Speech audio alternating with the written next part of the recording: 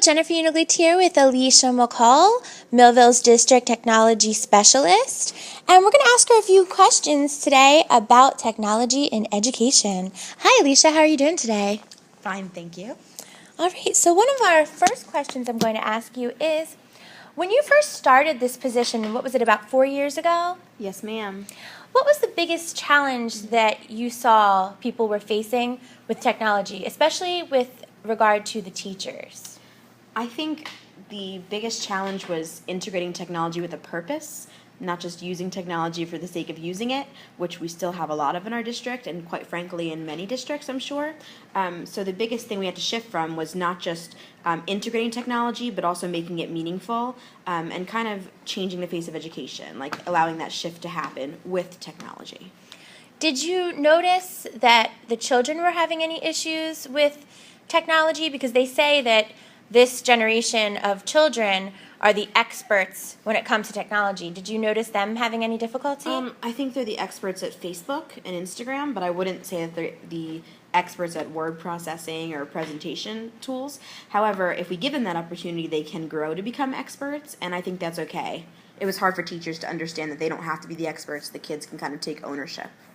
4 years ago, we had the Talent 21 grant in our district which gave laptops or netbooks to the 6th graders, and it moved with them to 7th and then in 8th grade. Do you notice now, 4 years later, technology changing in a positive way or improving at all?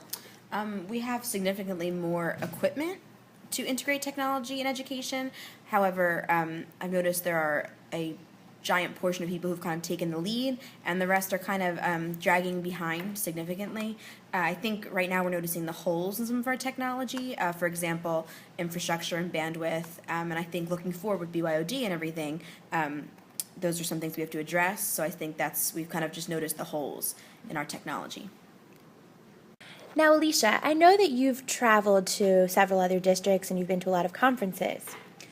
I was wondering if you think that we're at a disadvantage here in Millville because so many of our students are from lower economic households and they go home and can't continue their education at home because they do not have computers, laptops, tablets. They don't have anything. Do you think that makes our district be at a disadvantage compared to some of the others? Yes and no, because we do get a lot more funding, a lot of grant money for being a low-income area. So I think we have more equipment. However, I know a lot of kids don't have the technology at home, but we do have opportunities like the Millville Public Library. Comcast also has special low-income pricing for Wi-Fi that the families can take advantage of. So there are opportunities, so I really don't have a yes or no answer, so I'm just going to keep it right in the middle. Thank you. Where do you see us heading in 5 or 10, 20 years as far as technology and education is concerned? I think every district will be BYOD. I think most of us already are without even acknowledging it, because kids are bringing their own devices and teachers are bringing their own devices too without us even recommending they do so. So I think everyone will be bring your own device. And I mean, I'd like to say that we're going to be not talking about technology so much, because it's really not about the tool but what we can do with it. So hopefully we won't have to talk about tech all the time. We can talk about learning. Do you think that technology or schooling is headed to be solely online, and that maybe in 10, 20 years kids will come to a building where they sit online and all of their classes will be done virtually?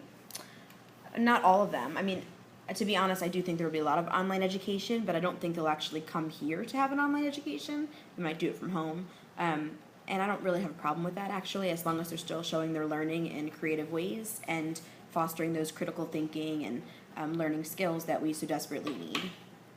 All right, Alicia, we're going to wrap this up with one final very important question. You are stranded on a deserted island that has Wi-Fi. We're going to call this island Wi-Fi Island. You can have one device with you. What do you bring? My refrigerator, so I could have frozen goods. No, I'm just kidding. My iPad, loaded with every app I would need to learn how to build a boat, and also FaceTime with the people that I love who are not on Wi-Fi Island. Thank you so much for your time. And listen to music. Thank you so much for your time today, Alicia.